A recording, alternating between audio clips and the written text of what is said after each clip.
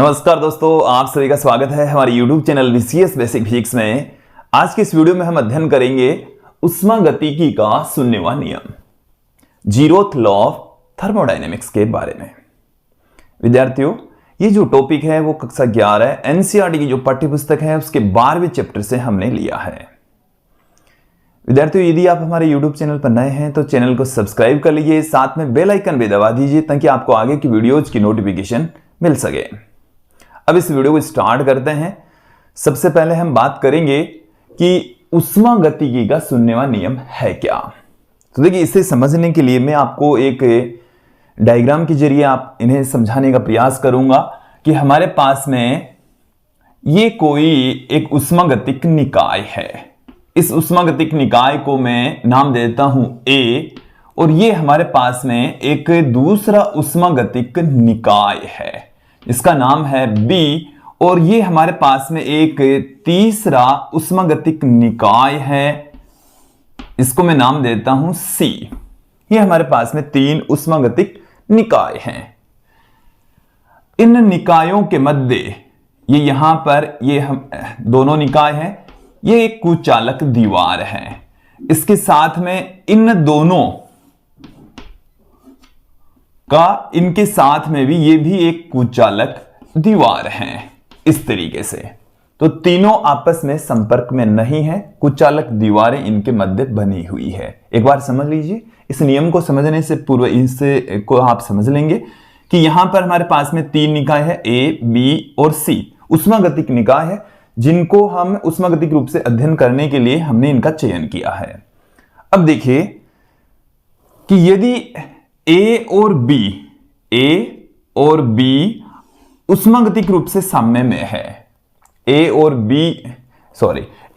C उष्मीय रूप से साम्य में है, A और C उष्मीय रूप से साम्य में है, B और C भी यदि उष्मीय रूप से साम्य में है, तो 0वां नियम यह कहता है कि A और B भी आपस में उष्मीय रूप में साम्य में होंगे।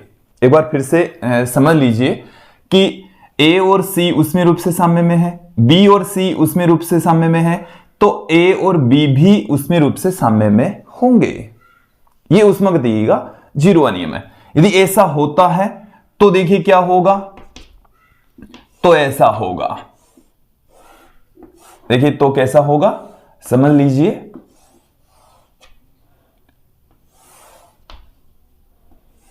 तो इस तरीके से मैं इस डायग्राम को एक बार फिर से बना रहा हूं ताकि हम बेटर तरीके से इसको समझ सकें।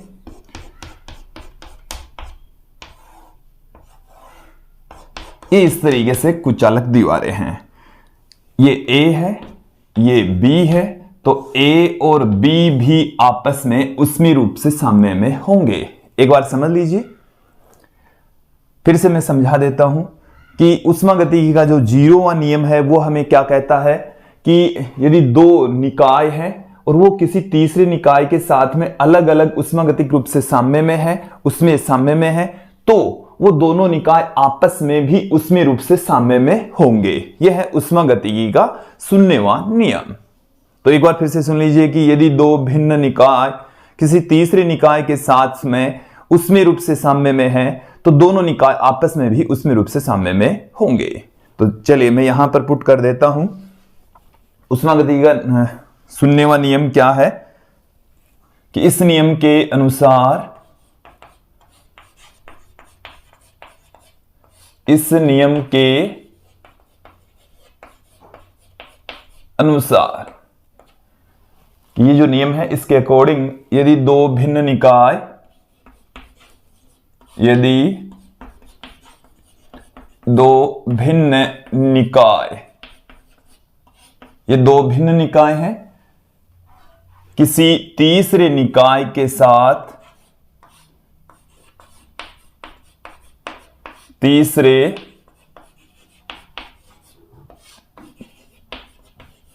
निकाय के साथ अलग अलग उष्मीय साम्य में है, उसमें साम्य में है, तो दोनों निकाय आपस में भी उसमें साम्य में होंगे,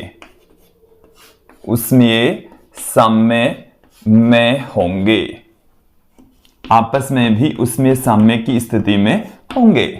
तो दो भिन्न भिन्न निकाय हैं ए और बी, और ये तीसरे निकाय के साथ में अलग अलग यदि उसमें साम्य में है तो दोनों निकाय ए और बी आपस में भी उसमें साम्य में होंगे। चलिए मैं इसका भी एक स्टेटमेंट पुट कर देता हूं कि यदि निकाय ए व बी निकाय सी के साथ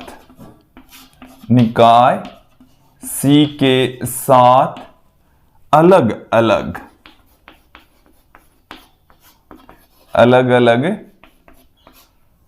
उसमें साम्य में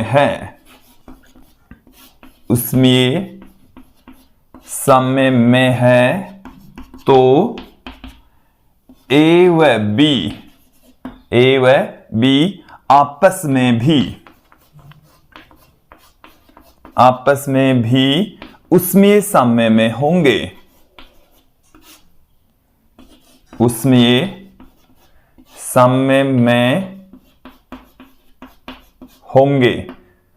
ए व बी आपस में भी क्या होंगे, उसमें साम्य में होंगे। तो यह है सुन्नेवा नियम। अब देखिए ये जो सुन्नेवा नियम है ये हमें ताप की परिभाषा देता है। ताप की परिभाषा कैसे देता है कि उसमें साम्य की स्थिति में दोनों निकायों का एक गुण एक समान होता है, और जो गुण समान होता है उसी को हम ताप कहते हैं। देखो मेरी बात सुन लीजिए कि जैसे हमारे पास में ये दो निकाय हैं ए और बी, और दोनों उसमें साम्य में है, तो दोनों में एक ऐसा गुण होगा जो दोनों में समान होगा, तो वो होता है ताप। वो क्या होता है? ताप। तो उसमें साम्य की स्थिति में दो भिन्न निकायों में, कि दो भिन्न निकाय हैं और उन दोनों में यदि वो दोनों निकाय आपस में उसमें साम्य में है तो उनमें एक गुण ऐसा होता है जिसके कारण से वो दोनों में समान गुण होगा, और वो जो गुण होता है उसको हम ताप कहते हैं। उस गुण को ही क्या कहा जाता है? ताप कहा जाता है। तो देखिए मैं इस स्टेटमेंट को भी यहां पर पुट कर देता हूं कि उसमें साम्य की स्थिति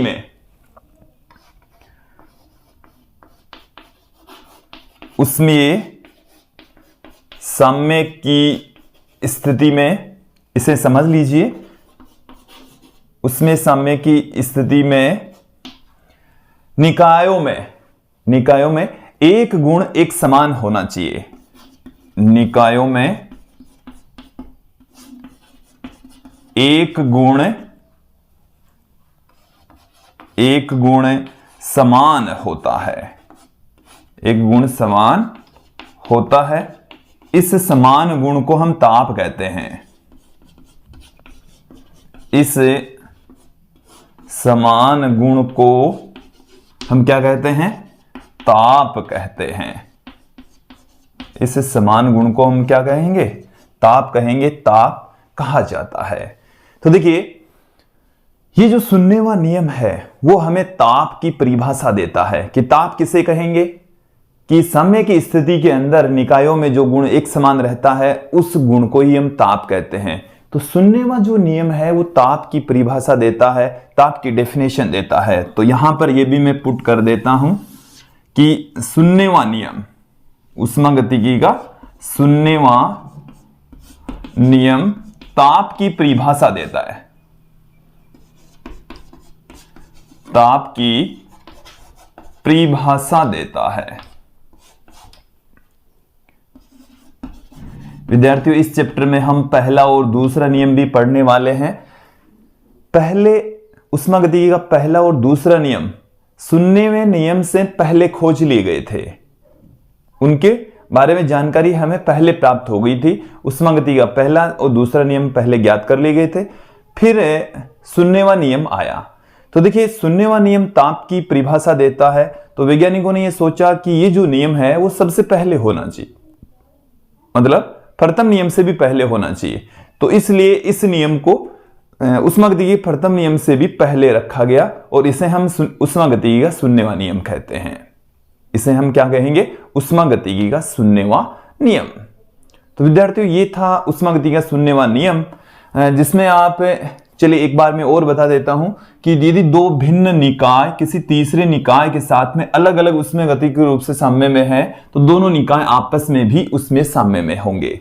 और ये जो नियम है वो ताप की परिभाषा देता है। जब कोई निकाय आपस में उष्मीय रूप से साम्य में होते हैं तो दोनों के ताप समान होते हैं, इसलिए उन्हें हम तापीय साम्य में भी कह सकते हैं। उष्मीय साम्य इट मीन्स तापीय साम्य। क्लियर? तो ये था आज का हमारा वीडियो। इस वीडियो में इतना ही। अगला जो हमारा वीडियो होगा उसमें हम देखेंगे कि उष्मागतिकी का जो प्रथम नियम है उसमें हम कुछ टर्म्स को परिभाषित करते हैं, कार्य को परिभाषित करेंगे, इसके साथ में हम उष्मा को परिभाषित करेंगे और अंत में हम आंतरिक ऊर्जा के बारे में भी देखने वाले हैं। तो जब हम आंतरिक ऊर्जा, उष्मा और कार्य तीनों देख लेंगे तब जाकर हम उष्मागतिकी का पहला नियम पढ़ने वाले हैं। तो आज की इस वीडियो में इतना ही। धन्यवाद दोस्तों।